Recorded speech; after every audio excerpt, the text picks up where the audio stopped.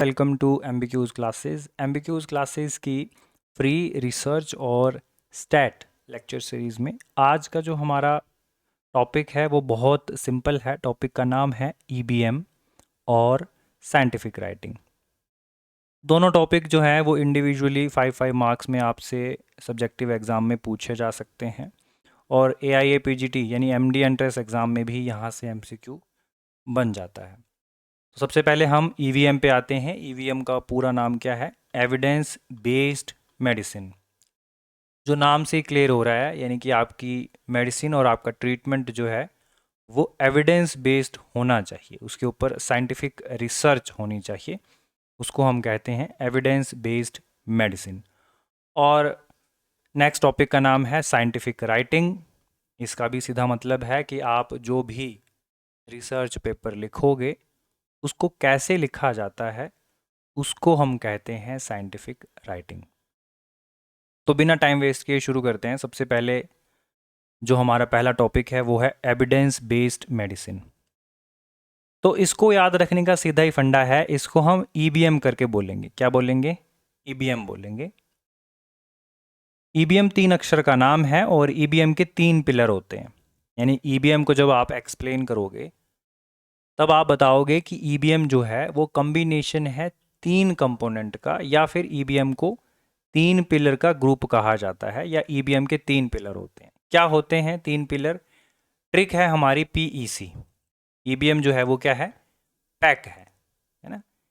P का मतलब क्या है? Patients values and preference.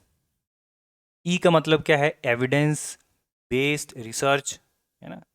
यानी कि जो बेस्ट रिसर्च एविडेंस होगा वही आप यूज करोगे। और सी का मतलब होता है क्लिनिकल एक्सपर्टीज। तो ईवीएम क्या है? एक कॉम्बिनेशन है 3 चीज़ों का। किन चीज़ों का?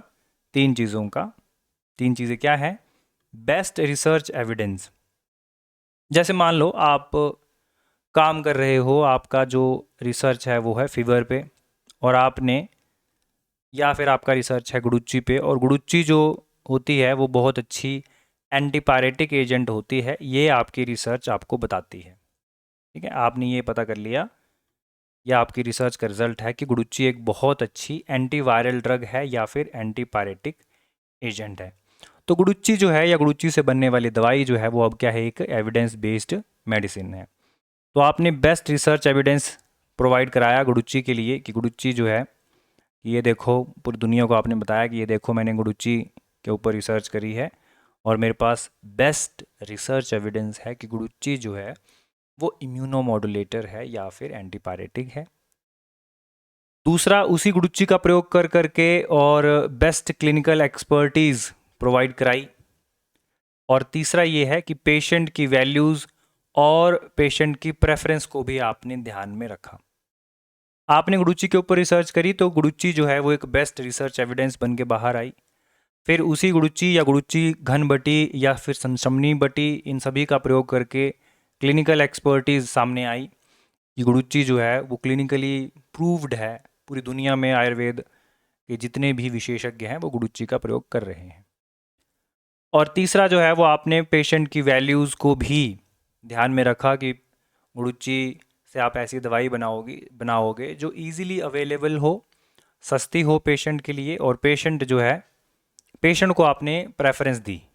ठीक है, कि इजीली अवेलेबल हो। ऐसा ना हो कि आपने ऐसी दवाई बनाई है कि जिसको खरीद ही ना पाए कोई। तो आपकी जो है प्रेफरेंस फिर पेशेंट नहीं है, आपकी प्रेफरेंस सिर्फ टाइम पास करना था। आपने बस गुडुच्ची पे रिसर्च कर दी, आपने एक दवाई बना दी जो बहुत महंगी है, जिसको कोई ले नहीं रहा है, उसको कोई फ़ायदा ही नहीं है ना। तो इन 3 चीज़ों को, पीईसी को, पेशेंट की वैल्यूज़, पेशेंट की preference, evidence based best research और क्लिनिकल एक्सपर्टीज, इन तीनों के कॉम्बिनेशन को हम कहते हैं एविडेंस बेस्ड मेडिसिन। उसके बाद इसी का दूसरा पक्ष है, आप इसको भी एक्सप्लेन करोगे, ईबीएम साइकिल। सबसे पहले तो आप ये बता दोगे कि ईबीएम होता क्या है।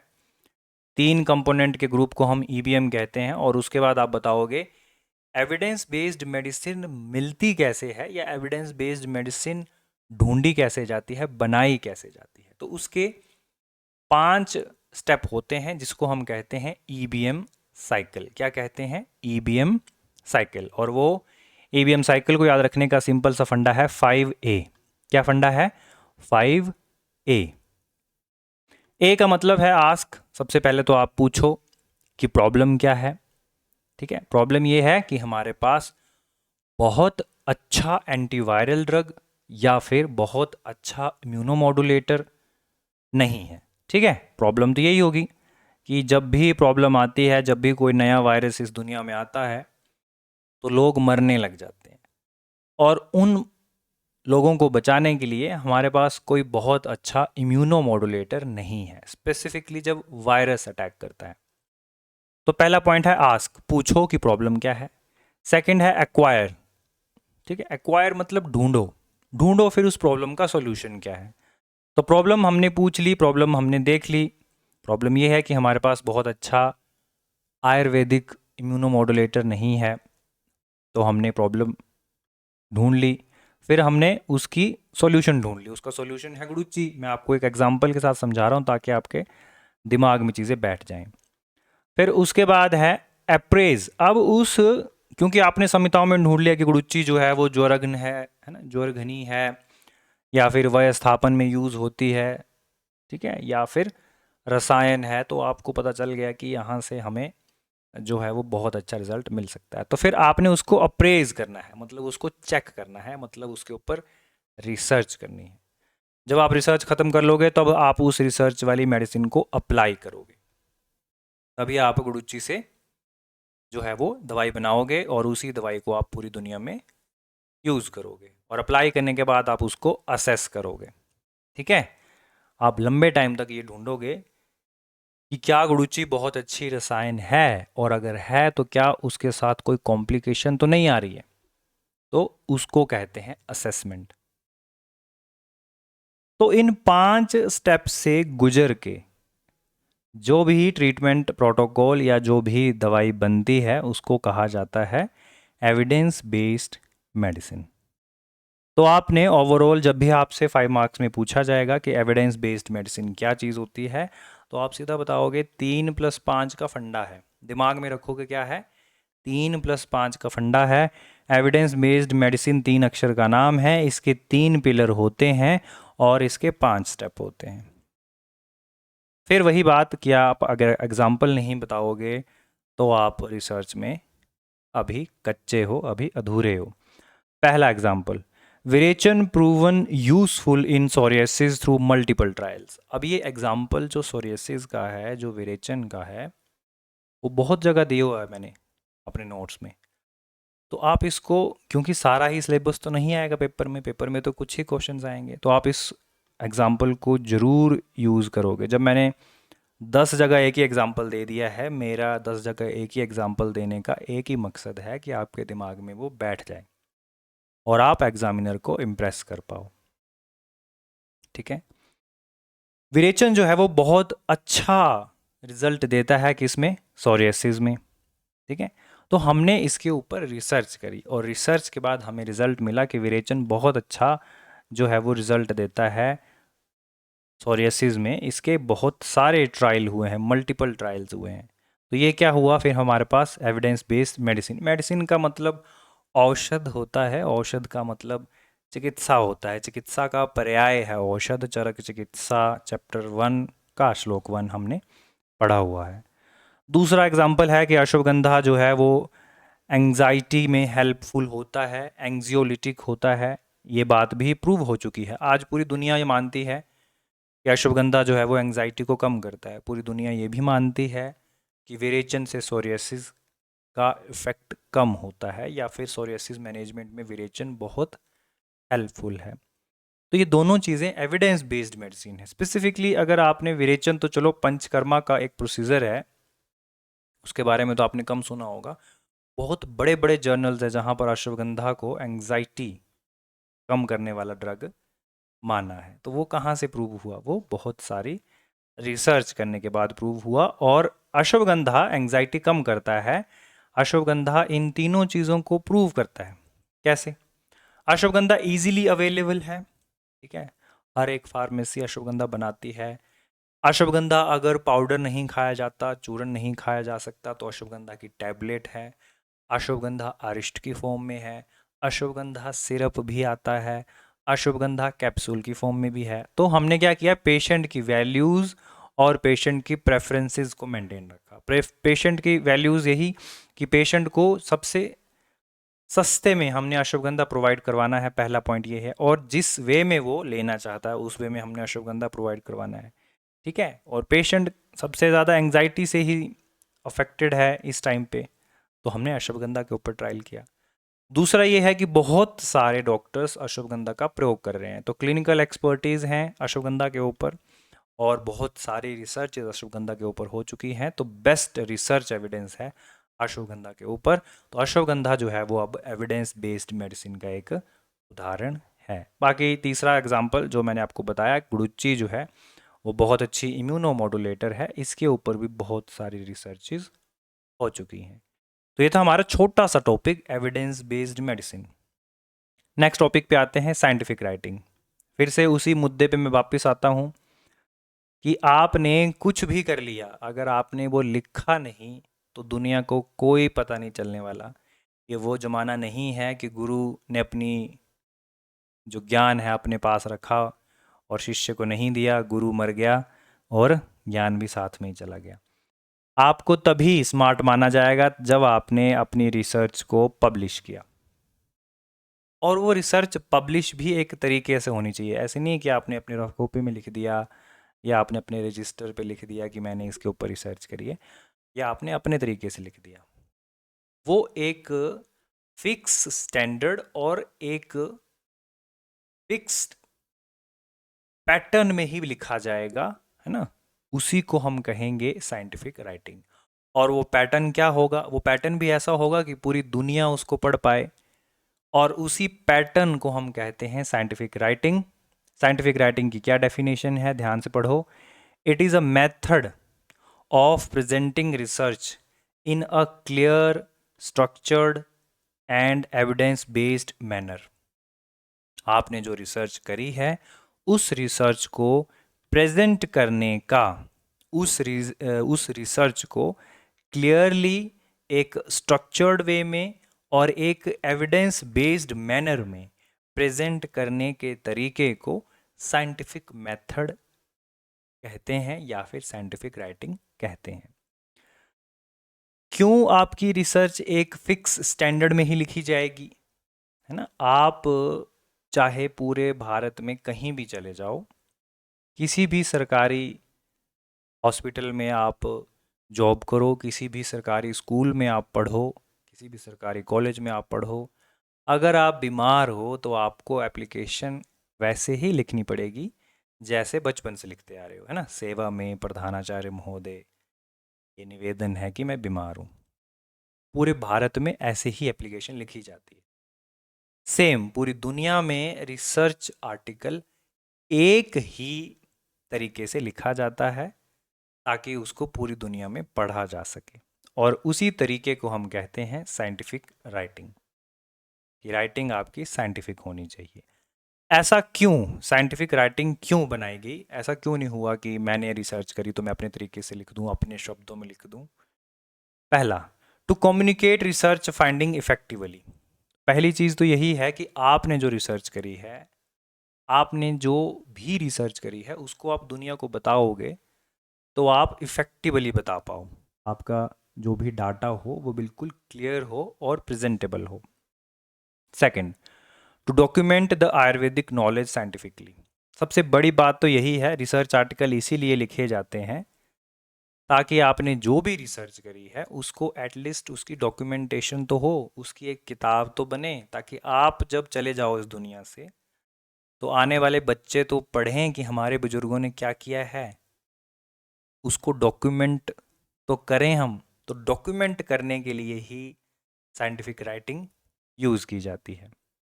तीसरा, to promote evidence based Ayurveda. Ayurveda को अभी भी दुनिया धीरे धीरे मान रही है, क्योंकि आयुर्वेद को स्यूडो साइंस बोला जाता था, और इसीलिए बोला जाता था क्योंकि जो आचार्यों ने कहा उसका कोई साइंटिफिक प्रूफ नहीं है हमारे पास। तो इसीलिए जब से आयुष मिनिस्ट्री बनी या जब से आयुर्वेद भारत में साइंटिफिकली शुरू हुआ, तब से रिसर्चेज हो रही हैं। और आज जो है वो लोगों का भरोसा आयुर्वेद पे पहले के मुकाबले बहुत ज़्यादा हो गया। कारण बहुत सारी रिसर्चेस हो चुकी हैं। तो उन रिसर्चेस की वजह से ही हमने साइंटिफिक बेस्ड आयुर्वेदा को प्रमोट किया है आज आज तक। और आज के बाद भी हम अगर किसी भी प्लेटफॉर्म में आयुर्वेद को प्रमोट कर पाएंगे तो उसके लिए हमें रिसर्चेस चाहिए। और रिसर्चेस वैसे ही चाहिए जैसे दुनिया को रिसर्च समझ आती है, to improve clinical practice and decision making.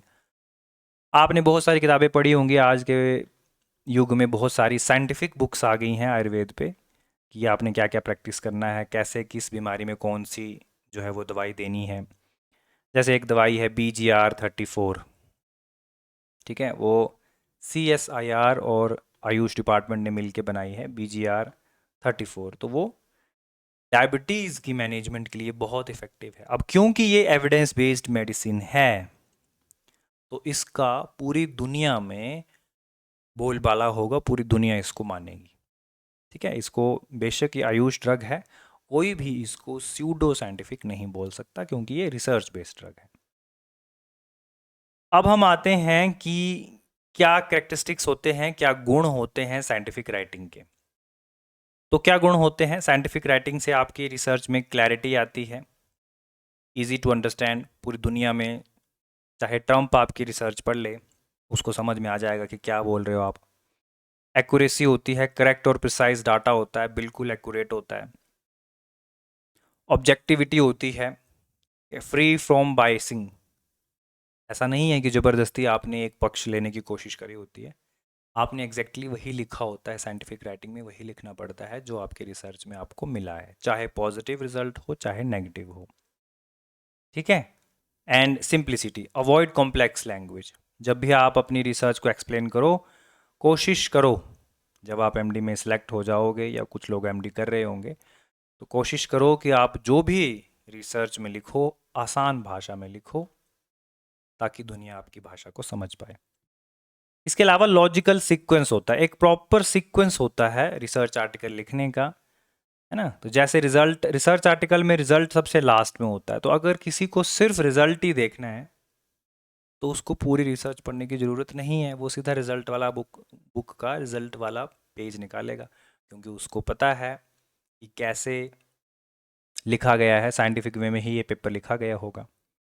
तो क्या तरीका है, क्या स्टैंडर्ड सीक्वेंस है रिसर्च आर्टिकल लिखने का, उसको क्या कहते हैं हम? उसको हम कहते हैं इमराद। क्या कहते हैं? इमराद। इसकी शॉर्ट ट्रिक क्या है? इमराद। पेपर में आ जाता है, write a short note on IMRAD. IMRAD, IMRAD। IMRAD को आप डिकोड करोगे तो इमराद क्या है? आई का मतलब है इंट्रोडक्शन, मतलब आप रिसर्च आर्टिकल में सबसे पहले लिखोगे इंट्रोडक्शन। मान लो कि मैंने रिसर्च करी है कि अश्वगंधा जो है वो बहुत अच्छा एंग्जियोलिटिक ड्रग है, यानी एंग्जाइटी को कम करता है। तो सबसे पहले मैं लिखूंगा इंट्रोडक्शन कि मैंने किसके ऊपर रिसर्च करी है। उसके बाद आएगा एम। एम का मतलब होता है मटेरियल एंड मेथड। बहुत आसान है। मटेरियल का मतलब मैंने क्या क्या यूज़ किया है रिसर्च करने के लिए। मेथड का मतलब मैंने कौन सा मेथड यूज़ किया है रिसर्च करने के लिए। मैंने इंसानों पे रिसर्च करी है या मैंने जानवरों के ऊपर रिसर्च करी है ना, या फिर मैंने किताबें पढ़ी हैं, लिटरेरी रिसर्च करी है। मैंने कौन सी टाइप की रिसर्च करी है, वो आता है मेथड में। उसके बाद आता है रिजल्ट। आर मतलब रिजल्ट, मेरा क्या रिजल्ट आया कि क्या अश्वगंधा एंग्जाइटी को कम करता है। तो वो मैंने एक पेज पे लिखा होगा जिसकी हेडिंग होगी रिजल्ट। ए का मतलब आता है एंड डिस्कशन। डी का मतलब डिस्कशन। डिस्कशन का मतलब हुआ कि मुझे क्या लगता है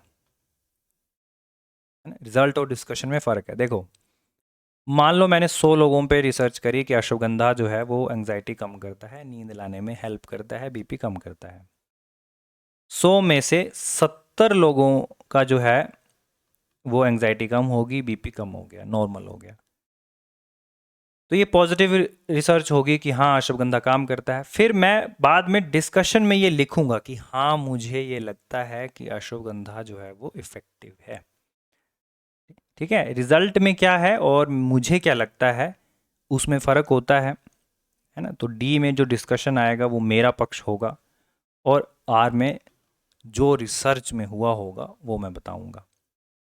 इंट्रोडक्शन में क्या क्या होगा? इंट्रोडक्शन में सबसे पहले आएगा बैकग्राउंड ऑफ द टॉपिक, कि मैंने ये टॉपिक क्यों चूज़ किया, है ना। इंट्रोडक्शन का सीधा मतलब होता है why did you do the study.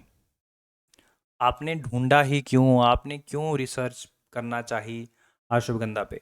जिसके ऊपर मैं लिखूंगा इंट्रोडक्शन में कि दुनिया जो है वो नींद की मारी मारी है, दुनिया को नींद नहीं आ रही है, तो मैंने रिसर्च करी अश्वगंधा पे ताकि लोगों की एंग्जाइटी कम हो जाए, ताकि लोगों को नींद आए। फिर मैं ढूंढूंगा आयुर्वेदिक कंसेप्ट, कि आयुर्वेद का क्या, क्योंकि आप आयुर्वेद पे रिसर्च कर रहे हो, तो मैं इसमें ढूंढूंगा कि आयुर्वेद में क्या कंसेप्ट होता है नींद का या एंग्जाइटी का, और क्या उस पर काम करता है अश्वगंधा अकॉर्डिंग टू दोष। ठीक है, दोष और धातु। तीसरा मैं ढूंढूंगा फिर रिसर्च गैप।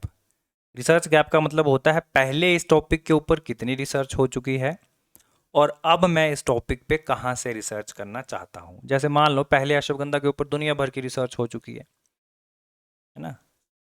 अश्वगंधा के ऊपर रिसर्च हो चुकी है कि वो एंटी हाइपरटेंसिव ड्रग है, तो हाइपरटेंशन को ठीक करता है, ठीक है, नींद लाने में हेल्पफुल है। मान लो अब मैं ये रिसर्च करना चाहता हूँ कि अश्वगंधा जो है वो एंग्जाइटी को भी कम करता है, तो मुझे रिसर्च गैप भी ढूंढना है। फिर मुझे बताने हैं मेरे एम्स एंड ऑब्जेक्टिव क्या हैं। ठीक है, कि मेरा एम क्या है। मेरा एम यही है कि रिसर्च करना अश्वगंधा के ऊपर कि क्या सच में उसका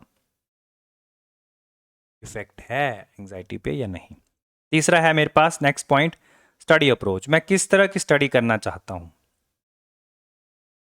ठीक है, स्टडी अप्रोच मेरी कैसी होगी, कैसे मैं ये करूंगा, that is study approach. And last point is what will you and your article contribute. आपकी रिसर्च और ये रिसर्च आर्टिकल इस दुनिया में क्या महत्व रखता है। तो मैं बताऊंगा ना कि मैं अश्वगंधा के ऊपर काम कर रहा हूँ जो नींद लाता है, जो एंग्जाइटी कम करता है, तो ये सोसाइटी के लिए बहुत हेल्पफुल होने वाला है। तो ये मैं बताऊंगा इंट्रोडक्शन में कि why I want to do this study.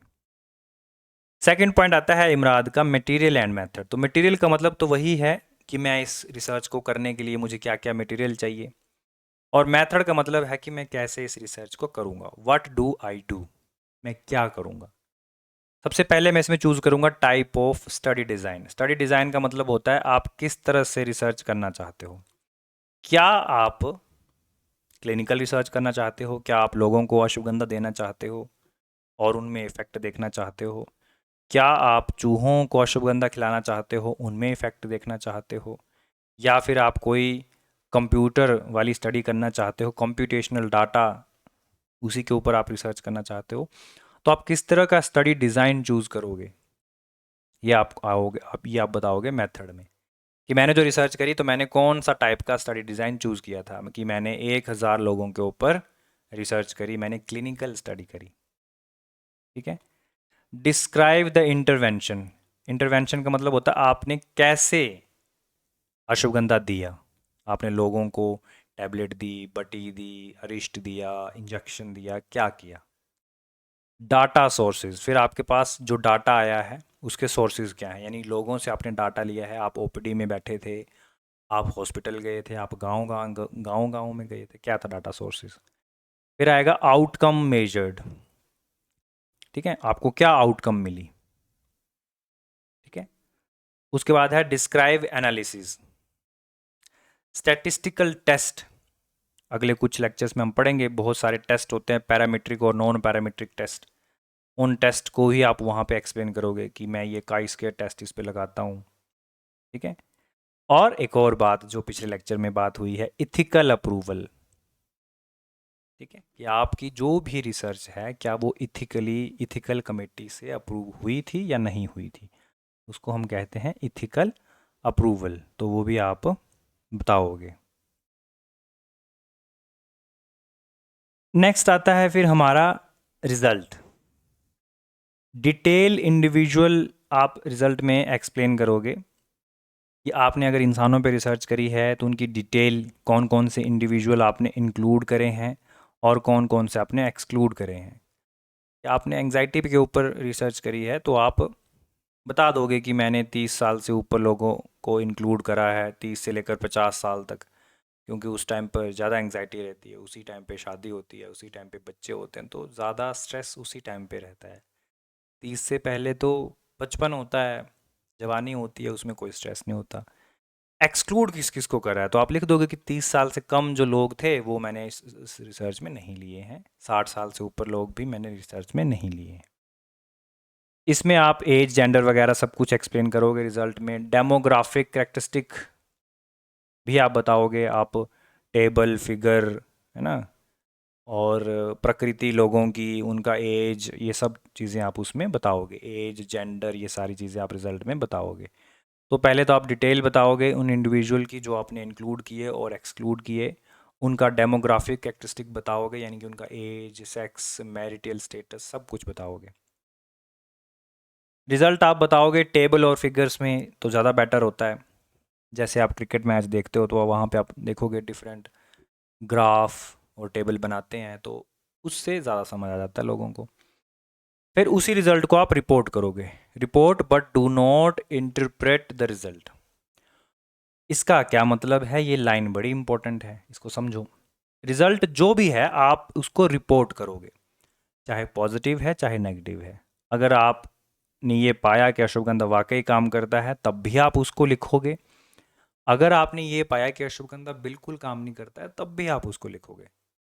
आपने जो भी रिसर्च करी है उसका जो भी रिजल्ट है वो सोसाइटी के लिए हेल्पफुल ही होगा।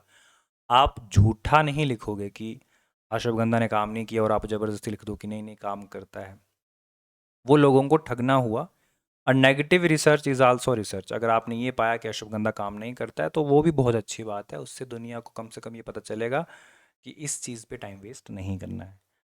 तो रिजल्ट को आपने रिपोर्ट करना है, लेकिन उसको इंटरप्रेट नहीं करना है। वहाँ पे आपने कुछ नहीं बताना है कि आप क्या समझते हो। उसके लिए एक अलग से पॉइंट होगा, दैट इज़ डिस्कशन। डिस्कशन में आप पहले समरी करोगे, वो जो भी आपके पास रिजल्ट होगा उसको समराइज करोगे, उसको कंपेयर करोगे पहले जो कुछ भी अश्वगंधा से रिलेटेड कोई चीज़ मिल चुकी है, लिटरेचर में बताया जा चुका है, या पहले कोई रिसर्च हो चुकी है रिलेटेड टू अश्वगंधा, तो आपके रिज़ल्ट और उनके रिज़ल्ट को कंपेयर किया जाएगा। उसके बाद आप उसको इम्प्लीकेट करोगे, इम्प्लीकेशन होगी। क्या अश्वगंधा के यूज़ की लिमिटेशन है या आपकी रिसर्च की लिमिटेशन है, आप वहाँ पे बताओगे कि मैंने 30 साल से कम लोगों को नहीं लिया है, मैंने 60 साल के कम लोगों को भी नहीं लिया है, मैंने लोग ही 100 लिए थे। तो ये सारी चीज़ें लिमिटेशंस हैं मेरी रिसर्च की।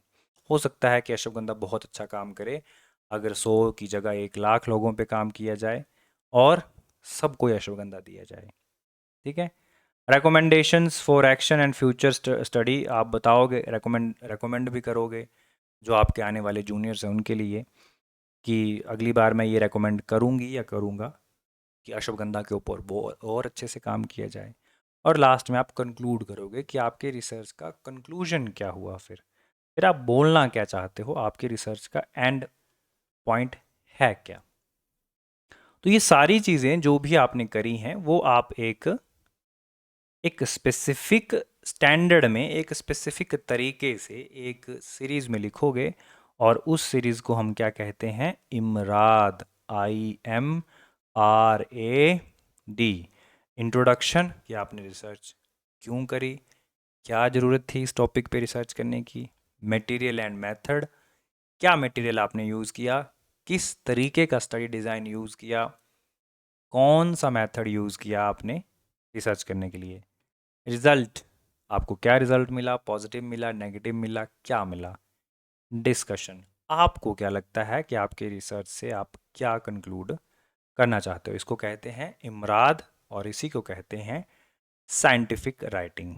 और पीछे हमने पढ़ लिया एविडेंस बेस्ड मेडिसिन, EBM,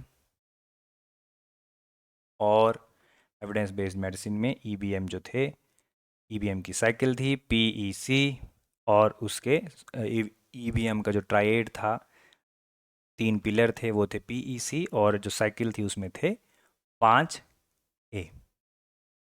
तो आप अपनी पढ़ाई की साइकिल को कंटिन्यू रखिए, और रिसर्च आपको हर दिन अच्छे से समझनी है। आपको हमारे लेक्चर आसानी से समझ में आते हैं, नहीं आते हैं, आप इसके बारे में कुछ चेंज करना चाहते हैं, आप मुझे कमेंट करके ज़रूर बताएं। मेरा नाम है डॉक्टर अक्षय और आप पढ़ रहे थे रिसर्च और स्टैट एमबीक्यूज़ क्लासेस में। Thank you so much.